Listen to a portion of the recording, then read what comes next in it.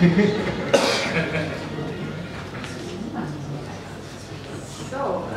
you very much for coming. Welcome to Classic Album Sundays. My name is Yuko and I'm a co-host of this event in Berlin together with Leonie, who was at the entrance.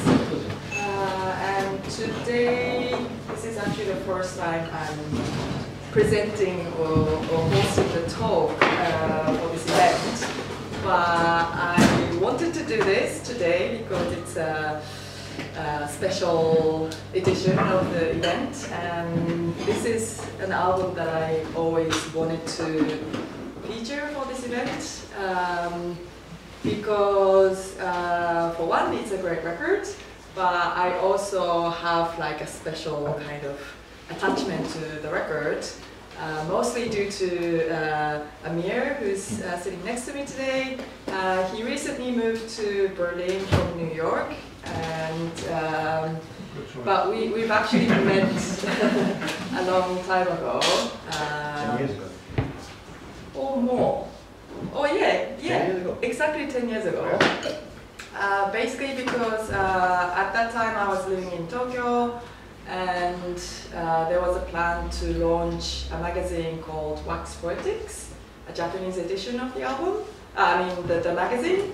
And for the first time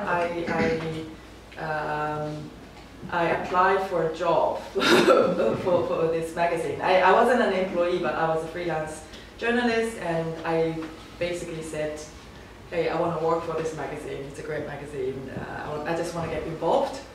And at that time he was working for Wax Poetics in New York. Yeah. And you were mainly in charge of... I was running the record label. Yeah. Which was run by the magazine. Right. And that was our first contact. Yeah, for sure. And I've been a freelance music journalist for nearly 15 years. And now in Berlin I host this event and I do other various work in music business. But I'm sure there are many of you familiar with DJ Amir, but in case you're not, could you explain a little bit about yourself? Okay. What you do? So, yeah, I mean, my real name is Amir Abdullah, aka DJ Amir. I'm from Boston, Massachusetts originally, but moved to Brooklyn 23 years ago, and now I'm in Berlin. I have been into records before I was 10 years old. So it was a long, long, long time. I've been into jazz, I've been a record collector, a DJ, I've put out records with my partner, my former partner Khan, so it was always Khan and Amir.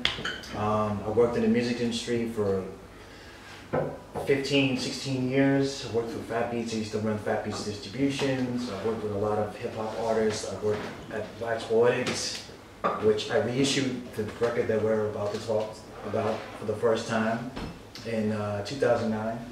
That's how I got a chance to meet Lyman, and blessed to say that we became friends out of that. And then I reissued the record again last year through BBE. Through my own label, 180 Proof, and BBE. And I just love music, man. That's all I can tell you. I love music. I have thousands of records still back in Brooklyn, and I have no idea how I'm going to get them here, but that's a conversation for another time. So, yeah. So, as you can see, he's representing on this t-shirt as well. You probably have, well, you do have a very close relationship with this album. I would like to know how you discovered this album in the first place. Like, I don't know if it was through the project to reissue, or did you know about this record from before? The way I discovered this record was, for one, when I worked at Fat Beats, and that was probably in 1996. My boss came in one day and he had the record, and I was like, first of all, the cover makes you want to just gravitate toward it. What is that? I've never seen this record before in my life. So he explained it to me, and then he played the record, and I was like, wow, it sounds really lo-fi. You know, it's not the best sound quality in the world, but it is an amazing sounding record. I have to find. And then also when you flip the record over, and you see on the other side, you see all the other records listed, and you're like, I gotta have those records as well. Meanwhile, no one told me that only one of those records came out and the rest never came out. So that's how I got first introduced to the record. A year later, a friend of mine from, he was English but was living in Oakland, was like, hey man, I heard you have a box of, this is a long time ago, but a box of Common Sense, or now it's Common. He had this promo 12-inch called The Bitch in You. Everybody was looking for this 12-inch at the time, and I had a box of them, right? He's like, if you give me one, I'll give you the record, the Lyman Woodard Saturday Night Special. And I was like, I couldn't rush to the post office fast enough to get him this record. I was like, I'll give you two. You know, just for good measure, just so I know I can get the record. And when I got the record, I just sat there and I listened to that record so many times that I had to end up buying another, copy because I wore it out. I just kept listening to it and listening to it and listening to it to the point where I knew it backwards and forwards. You know what I mean? And, you know, years later after I left Fat Beats, I was like, if I ever get in a situation where I can reissue this record, that is going to be the first record that I do. And I got my wish when I was at Wax Poetics, you know? Yeah, I don't know what it is, because I can just go on. You just gotta tell me, you know. I believe that it was a very rare record at the time. Like it was. It's still a rare record. Yeah, it's still a rare record. Yeah. How rare was it? In '96, I mean, you know, there was probably a handful of people that I knew that had it, and I mean, at that time it was going. I can only quote it in dollars, but it was probably going for at least $500, you know, at the time. This is like '96. And for a mint copy, you know, cover, label, everything. it's dropped a little because of the 2 reissues that I've done, but at the same time, you know, it's still kind of a well-valued. And then the other thing too is a good friend of mine, Florian Keller, who's from Munich. Some of you may know his name. He used to do the Mojo comps back in the days. He comped the song "Creative Musicians." I forgot. That's another way how but I didn't put 2 and 2 together. That's Lyman. Creative Musicians. You know, that's like the song that when you play that song, like, oh yeah, I know that song. But people don't know that's Lyman, you know, sometimes. But that was on Strata. So it was another way that I got a chance to know the record. It was from those Mojo comps. Well, I didn't know about the record until the reissue came out. But before that, was it the kind of record that all kind of jazz record collectors would know about, but hard to get? Or was it generally unknown?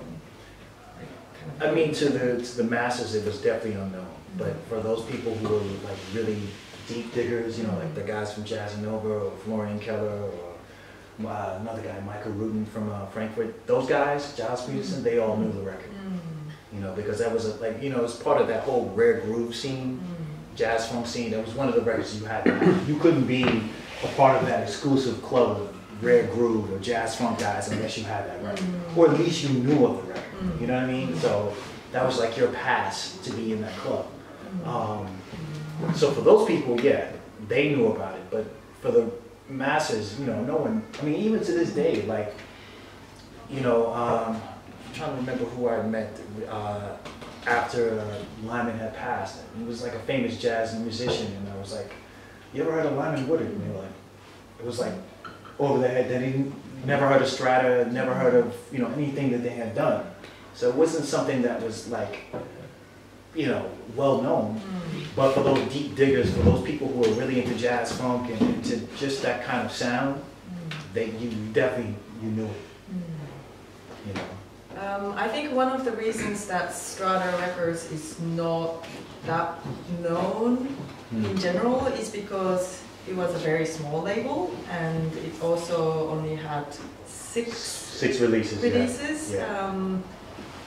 Until you started reissuing and releasing unreleased materials. Right. I'm also not knowledgeable about. I guess I'm quite familiar with music from Detroit. Modern music from Detroit. Techno and stuff like that. But my first love with Detroit music was J Dilla. Yeah, of course. JD. I was also a hip hop head, so. Yeah, same. I worked with him as well. So. Yeah. So for me, that was my introduction to Detroit. But I think a lot of people, especially in Berlin, are very familiar with electronic music from Detroit. And of course, everybody knows Motown, Eminem, whatever, White Stripes. But this kind of jazz, 60s, 70s jazz scene in Detroit is not so widely discussed, I guess.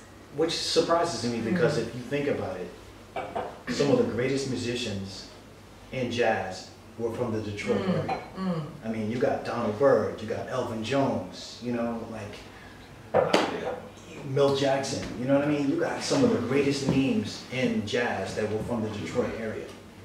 These guys were making so much great music, you know. The Montgomery brothers, you know, Wes and his other brothers, they were all from Detroit, you know, or from the Detroit area, you know. So it surprises me that people don't connect the dots in that way. And then speaking of which, just to go backwards to something you were saying earlier with electronic music. So speaking of electronic music, you know about Norma Jean Bell. You know, Norma Jean Bell's first record she played on was this record. So that's the same Norma Jean Bell. And this is what Lyman told me. That's the first thing when we had a conversation, he was like, "Oh, you know Norma Jean Bell, right?" I was like, "Yeah, of course I do." He was like, "You know, I put her on. She was on my first record." And he was so excited to tell me this. And I'm like, wow. I wasn't sure about that either. No, but I can confirm this. I mean, I wish I had a tape recorder at the time, but you know, I can confirm this. This is what he told me. You know, and then I also confronted with Moody Man, Kenny. Kenny Right. was like, yeah, you know, she played on all those records early on, you know. So yeah, I mean, I just feel like, you know, yes, everyone knows Motown, you know, people know the funk records, and you know, people may know a little about the whole techno scene, but the jazz scene and the soul music scene, you know, besides, you know, Motown, there were so many other labels coming up, independent labels that were obviously trying to copy Motown, you know, and trying to, you know, that's a good formula to have, but you know, then there were others that were trying to just be themselves, create them in a different way. But yeah, I mean, it really surprises me that people don't recognize Detroit for just besides Motown and also, you know, a lot of like Lyman. Lyman was the music director for Martha Reeves and the Vandellas. You know what I'm saying? Like Larry Nazero, who had a record on Strata, was the guy who played the horn riff on What's Going On. You know, Sam Sanders played with Stevie Wonder. A lot of those guys were session musicians. Besides the Funk Brothers that we all know about now, they were session musicians, and they all came from a jazz background. They couldn't get any work in jazz, so they started working for Motown and other labels. It was a natural progression for them. I was looking up the kind of checking the facts, and Motown was found in '59, Right. and Strata was found in '69. Right.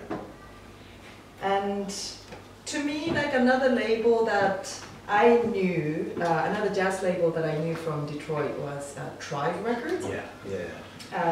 Which was probably a little bit bigger than Strata. Yeah. They were found in '72. So to me, I've been trying to kind of imagine what the scene was like at that time, and I would imagine, you know, there was this big giant label, Motown, which was releasing, you know, soul music, but they were definitely focused on popular music, pop music, not necessarily so experimental, or in my understanding, you could correct me, but I have the impression that Strata and Tribe were definitely more experimental and avant-garde jazz. Yeah, I mean, I would say this. Motown they made the formula for what is popular music, because when they first started, that wasn't popular music in America. That kind of music, you know, like Four Tops and all that stuff, radio, it took them a long time to get that on radio. It wasn't something that was automatically there. Because you got to understand, this is in 1959, the early 60s, this is still when black people had to stand in the back of the bus. We couldn't come into establishments like this, you know, like there was a lot of discrimination going on, and especially on radio. You know, and also Barry Gordy was a black American label owner, which was unheard of. I mean, not unheard of, but there were very few of them around at the time. So it became, they set the standard for what is now, you know, popular soul music from then. But I just feel like, what was the other part of your question again? Sorry. So I guess I'm trying to find how these, I want to kind of know how these independent labels emerged and what they... With Tribe, I'll speak to Tribe first. So Tribe not only had a label, but they also had a magazine. I don't know if you've ever seen the magazine, Tribe magazine. Okay, so if you know who Emory Douglas is, you guys know Emory Douglas did all the artwork and the cartoon drawings for the Black Panthers. So when you saw the Black Panther newspaper, all those illustrations, that was him, Emory Douglas. They had a guy for Strata, I don't know his name, I mean not Strata, Tribe, who did the same kind of illustrations for the magazines. It was a magazine for the community, because think about it, 1967, Detroit had a riot because black people were tired of cops killing black people in the street. The same year after that, in '68, there was another riot all over America because Martin Luther King was assassinated. So you have two riots, or as people in Detroit call them, insurrections. They don't call it a riot because it was an insurrection against the people in power that were trying to oppress them. So you have those two going on. You know, Nixon was president at the time. Nixon didn't give a shit about black people. So they said, you know, you want to riot, we're going to just leave it that way. We're going to like not give you the funds to rebuild yourself. We're going to make it worse for you. So labels like Strata and Tribe decided we're going to use art and culture and music to try to raise our people up out of the ashes of all this shit that's going on. And that's why people, well, labels like Tribe and Strata were small, but they made big impacts in the city of Detroit, more so than Motown. Motown made a big impact, but by the late 70s, excuse me, by the early 70s, they were gone. They went to LA. Barry was out of there. You know, they still stayed and they still tried to, make the community better in ways. I mean, Tribe not only had the magazine, they did food drives, same thing with Strata. They did food drives. They would, give food to the kids in the community. They had an educational program. So they tried to not only just educate people, but they wanted to feed their people. You know what I mean? And do other things that the local government, the federal government refused to do. So, and the reason why Strata only put out 6 records, because that's a long story. That's another, topic for another time. But the short end of it is that due to some kind of discrimination, back in the days, and also they ran out of money. I mean, I go through this as a label owner myself now. When distribution companies owe you money and they keep, send me more records. I'm out of the records, but I need more records. I'm like, yeah, but I need to get paid for the records that you already sold. I can't keep just giving you records without, and so that happened so often that, Kenny Cox, the owner of the label, never got a chance to put out his own record. And that's why I started my label with that first, previously unreleased recording, because it was a fitting tribute to him. And it's a great record. Yeah. He sacrificed putting out his own record to put out everybody else's record. So it was a very community-based organization. Yeah, they had their own booking agency. They had their own publishing. It was, it was like an artist collective, basically. And they had their own studio as well? They had their own studio. The studio started with, I don't know if you people know, everyone knows John Sinclair. John Sinclair, he's still a beatmaker, even though it's not the 50s anymore. John Sinclair was a beatnik. He was a jazz enthusiast from Detroit. And he got famous, and he also used to manage the Three Stooges and what's the other one? Three Stooges and MC5. Yeah, MC5. Yes, thank you. He managed them as well, so he got a chance to know Yoko and John Lennon. And it's one day in '64, he was walking down the street smoking a joint. He got locked up for 10 years. What? But this is, you have to understand, this is 1964, and this is the States. This is not, how it is here now. So, he was there for almost 3 years, and then Stevie Wonder, John Lennon, and everybody else put together a concert to help get him out. And he eventually got out. And actually, John Lennon wrote a song about him. It's called John Sinclair. I don't remember which album it is on, but it's about John Sinclair. So Yoko was like, we have this van with a Mellotron and an organ and everything, basically a van with a studio in it. You want to have it? Sure, okay, cool, we'll have it. And they gave it to Strata, and that was where they recorded most of their records until they actually moved into a building. So it was a van? Yeah, it was a van that drove around. Basically. Mobile studio. Yeah, it's a mobile studio, and that's what they did, Was this album recorded in the van? Yeah, that's why one of the reasons why it's very mobile.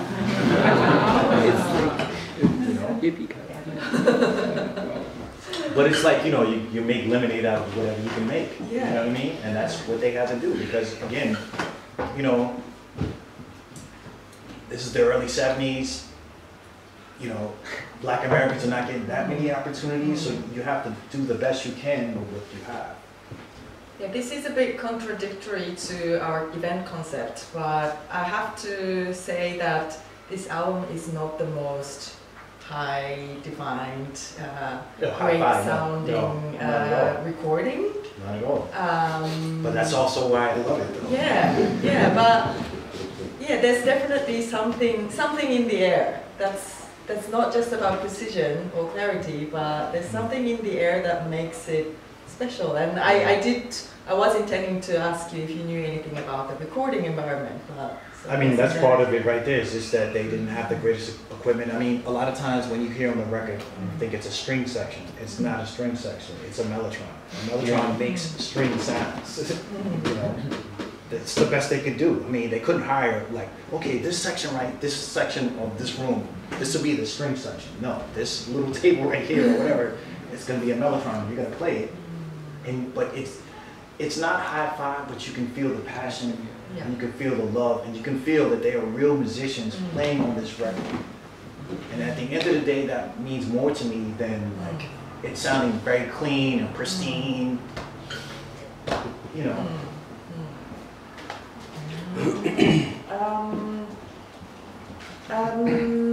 And I'm personally quite curious about the scene, the jazz scene in Detroit at the time, and I came across with this venue, Cobb's Corner. Yeah, Cobb's Corner, yeah.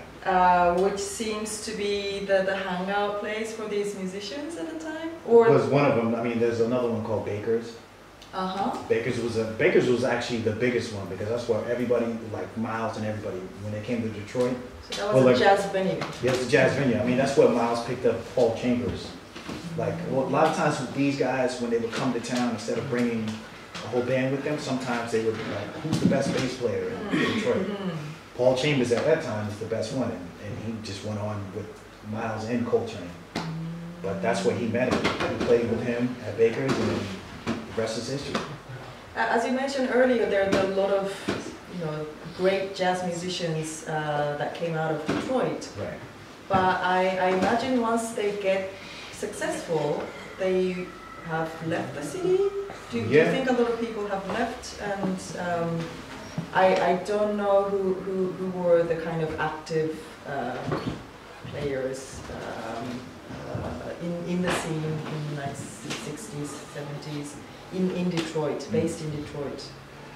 I mean, I'm not from Detroit, so I can't really speak 100% professionally on that, but what I can say is that, a lot of musicians left and they went to New York, because at that time, in New York, you have the Village Vanguard, you have the Blue Note, you have all these different clubs, the Village Gate, where you can actually make money. You can make more money being a jazz musician, get more exposure than you would in the Midwest. And that's part of the reason why, we'll get to this later, but the whole Strata East thing happened. It's part of that reason as well.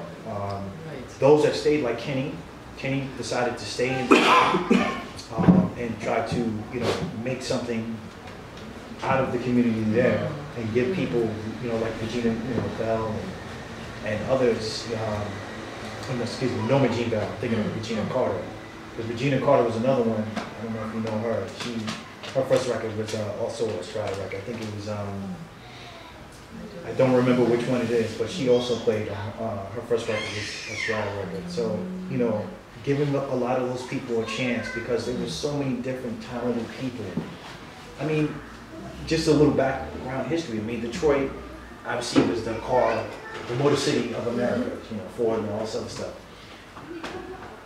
All those companies gave Black people that came from the South, the migration in the 30s and the 40s, they came up and they started working in those factories. It gave them a middle class lifestyle. They were able to, give their kids, their children education in a way they couldn't back home in the South.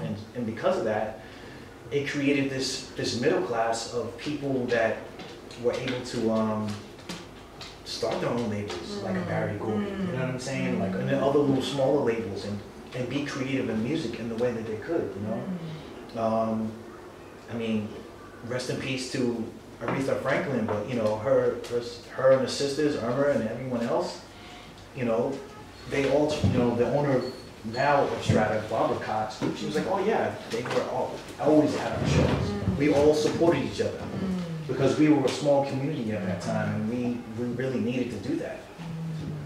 Because the wider community, you know, they didn't give a shit about us, you know. And I just find that really fascinating. Not even just fascinating, I just find